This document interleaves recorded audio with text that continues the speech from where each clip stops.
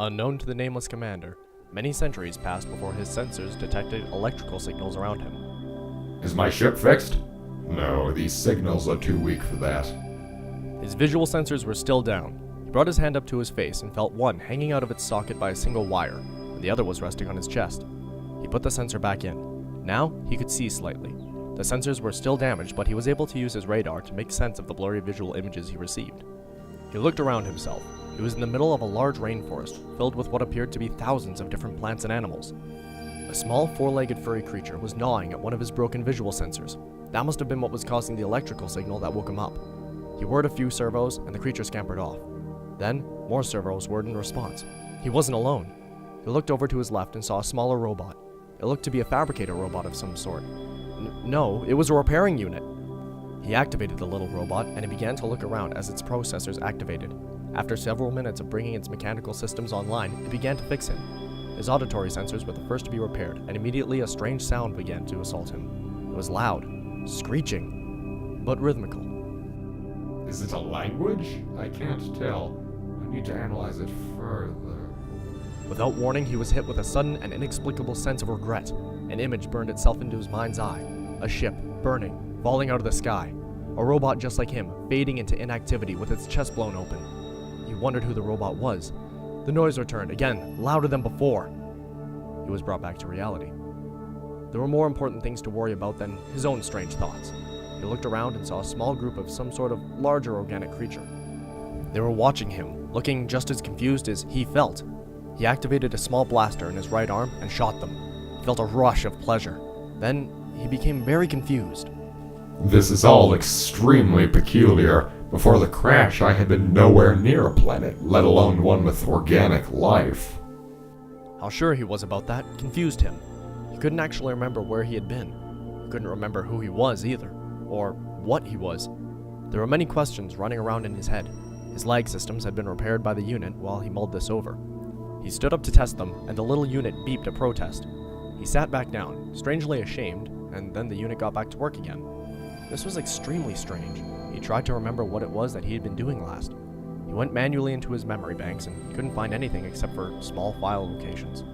Then he remembered his ship going down, and then nothing. What caused the ship to go down? At some point my body must have recognized what was happening and shut down for a jettison. But when? What is my name? Why can't I remember?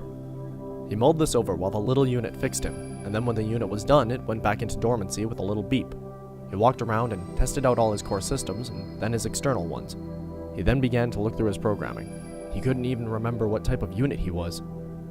Command? Fabrication? What am I? What is this mysterious file in my brain I just found? cmd_mod.exe. It seems to be an executable file, but for what? It doesn't seem to have anything to do with me. The connections are all to my broadcaster. It has a connection to some other machine, but what machine? Or what machines? He tried activating it, and the little repair bot came back online. It followed his every move, doing the same things he did. It was some sort of commanding module. Is that what I am? A control module? Or am I something bigger? A commanding unit, perhaps? Further testing is needed. He tested out his commanding capabilities. After a few minutes, he got used to using them and became able to use his command module to order the little repair bot around without moving his own body. He was still unable to speak out loud. The repair bot had not been able to fix everything. He tested out his other systems and got used to controlling his body again. Finally, he was almost finished.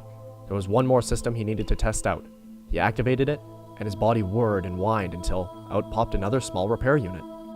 How peculiar. I can make machines as well. I must be a higher form of command unit, not simply an assistant or a synapse relay. This whole affair had left him drained of materials, so he began consuming the soil and trees with his fabricator. It was better than nothing, but he didn't have much power generating ability. He needed to set up some way of generating power, but he couldn't see the sun through the trees, and there was no wind in the rainforest. Damn these organics, always in the way.